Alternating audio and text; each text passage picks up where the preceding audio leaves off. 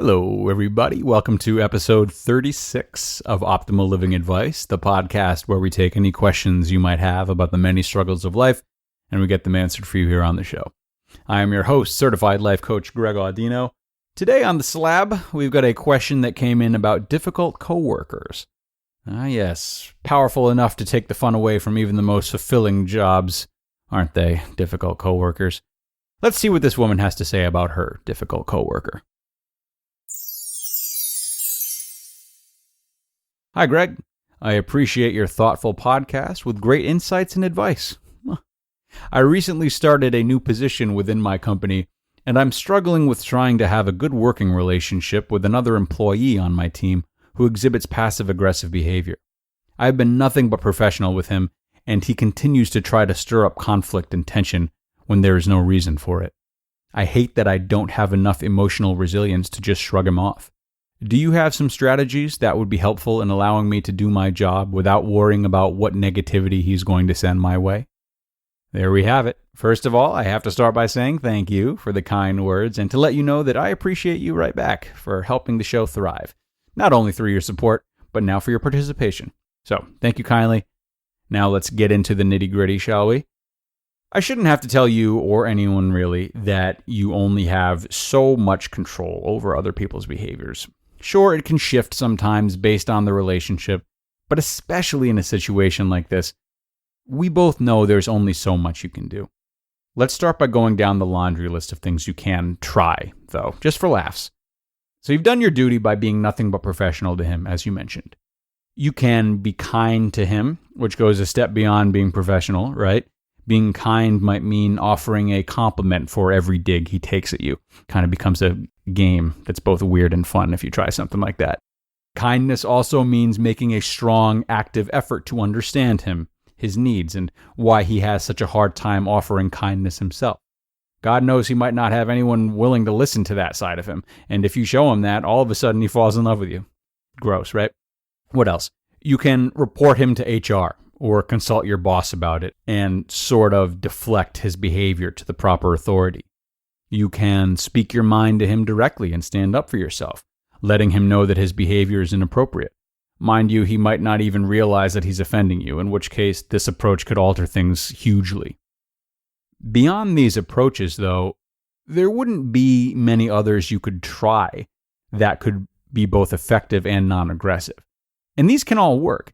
Depends on the situation, but these strategies all have the power to completely change this type of work relationship dynamic. So you can try these. You'll pretty much have to, honestly, to ensure to yourself that you've made your best effort. And I sincerely hope one of them works. But, anyone can try these things. And this episode is really about what to do if these baseline ideas do not work. So, if they don't work, and he's still flying around the office acting like a degenerate, you'll inevitably have to ask yourself why it's necessary to have a good relationship with him. Now, sure, it would be nice, but if you've tried all the things you can try to change him, and he doesn't, eventually you'll have to come to the realization that there's no more you can try to control, and that it's instead time to shift focus towards the things that you can definitely control. While the subject in question is someone that you don't like spending time with, one of the things that you can control is those who you do want to spend time with. Joining a new team at work can be a tough thing to adapt to, and it can easily make you feel alone during such a transition, especially if one of your new team members is making you feel unwelcome, as this guy is. So take this opportunity to connect with someone at work who's an ally and form a new healthy relationship to overpower the draining feeling you're getting from the relationship with the coworker that you're struggling with.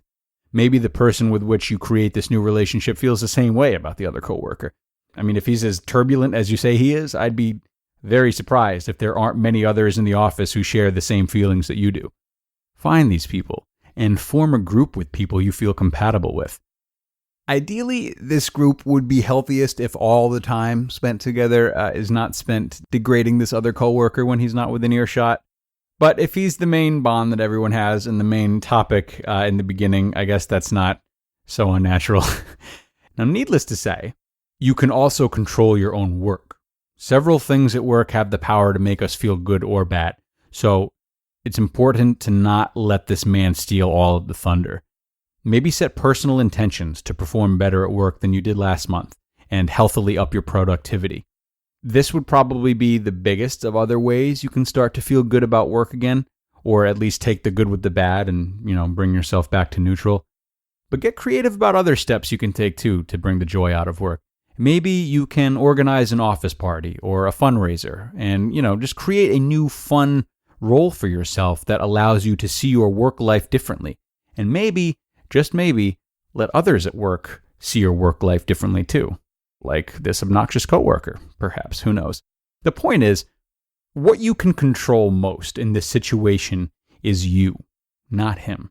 And that is very, very good news for you, because what I fear you might be missing about this dilemma is the fact that the real battle you're fighting with is not with your coworker, but instead with your tendency to worry about him and God knows what else.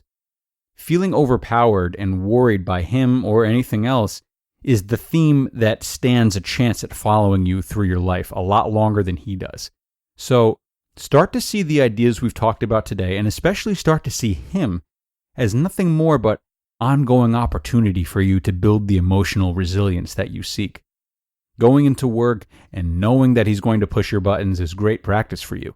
It's this kind of friction and getting comfortable with this kind of friction that thickens your skin and better prepares you to be unfazed by similar friction in the future.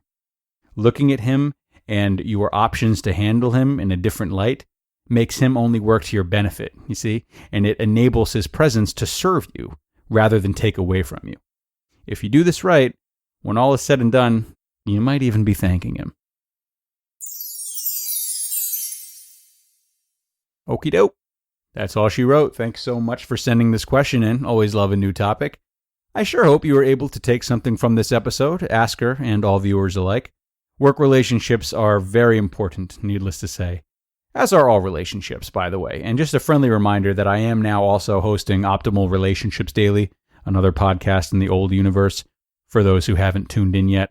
Aside from some upcoming readings of my own essays, on that podcast, I'm narrating the best relationship content we can find online and bringing it to you Monday through Friday. So be sure to check that out if you're a relationship junkie.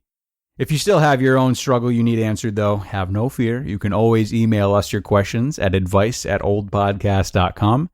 That is advice@oldpodcast.com. We are happy to answer your questions here on Optimal Living Advice, so keep them coming, okay? Wonderful. Can't wait to talk to you guys next time. Hope to see you all there, and take care, everybody.